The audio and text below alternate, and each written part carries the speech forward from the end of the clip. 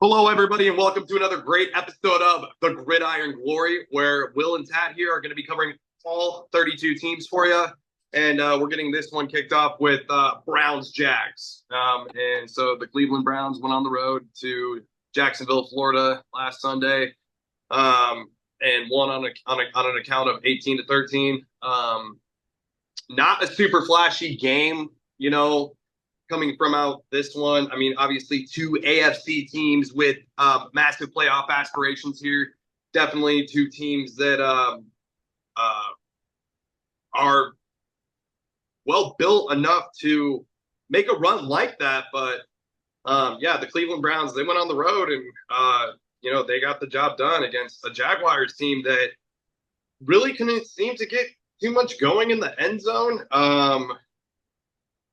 I'm sorry, in the red zone in this game. You just felt like, they struggled early on. Trevor Lawrence didn't throw any touchdowns. Yeah, he didn't throw any picks, 14 to 30, 220. So, not an incredibly flashy game from Trevor Lawrence. You did like what you saw out of the workhorse Travis Etienne Jr., the running back. So he did score that touchdown. Again, a very, I believe, Travis Etienne Jr. went out and he played a solid enough game. Brian Thomas Jr., the rookie out of LSU, he continues to impress. Only 2 catches for 94 yards, though, but still nonetheless, and he got 4 targets. So the rookie Brian Thomas Jr. out of LSU, making some noise early on in his NFL career. And then Gabe Davis, Tad's favorite ever wide receiver, who went out and caught 3 catches, 43 yards, 22 was his longest catch, and 7 targets. So Gabe Davis, barely average in this game. Wouldn't you say, Tad? I'd say, like the rest of the Jags, Gabe Davis had a fairly subpar game. He couldn't catch over half of his targets. The Jaguars, they just didn't do enough on offense. It was a very unimpressive offensive game from Trevor Lawrence and the Jacksonville offense, just completing less than half of their passes. They had the 1 touchdown from ETN. He only had 13 carries. You got to get him more involved. He had a solid enough game in the run, but you got to get your workhorse more involved there. In my eyes, I see this as a disappointing start for Jacksonville. I mean, to start the year, you blow a big lead to Miami in the first game, and then you come here with a very uninspiring performance against the Browns. So, there's a lot of things to work on for Jacksonville, especially on the offensive side of the ball. Their defense was solid enough. Monteric Brown had 11 solo tackles. That's a very impressive game for the cornerback out of Arkansas. So he is a guy that stepped up and did what he could. And of course, Foyesdeo Oluokun, one of the best defensive players in the league, had his 8 tackles, 2 deflections, 1 hit. So they had some players do what they could on the defensive side, but overall, just an uninspiring showing from Jacksonville. Nothing that would inspire a lot of confidence moving forward.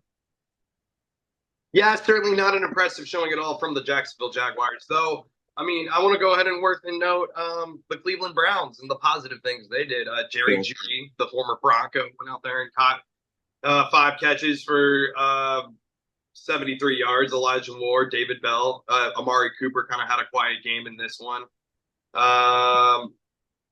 Obviously not a super flashy game from the Browns either, though. Also, shout out to Jordan Hickson. Of course, Myles Garrett, probably the best player on the team, really, Myles Garrett. 3 solo tackles, a sack, and a tackle for loss. He also got to the quarterback on a hit. So shout out to Myles Garrett and really this Cleveland defensive line that didn't really allow Trevor Lawrence to get anything going.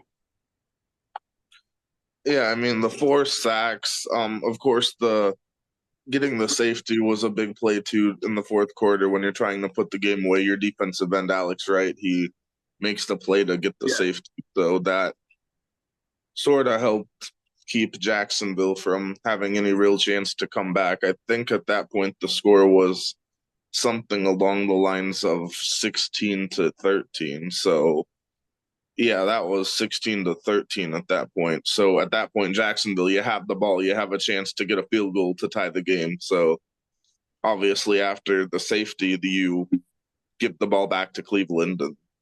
That basically put away any realistic attempt at a comeback for Jacksonville. So just big plays by the defense. I feel like Jerome Ford also. I feel like that's what really did win the game ultimately for the Cleveland Browns was the massive defensive play from this front seven, and especially the defensive line play, and especially Myles Garrett. And where would you rank Myles Garrett among defensive players overall in the NFL? Just overall defensive players.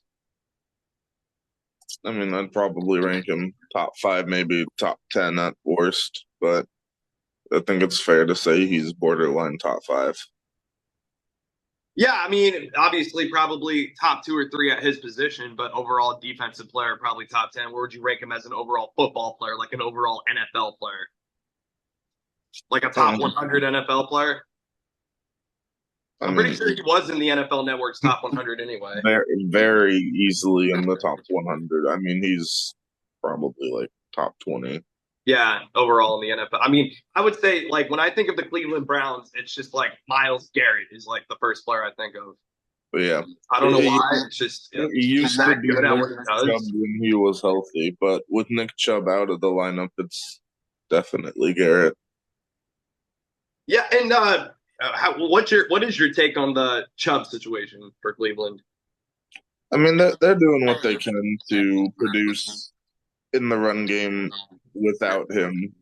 Jerome Ford, Donta Foreman, they do what they can. Right.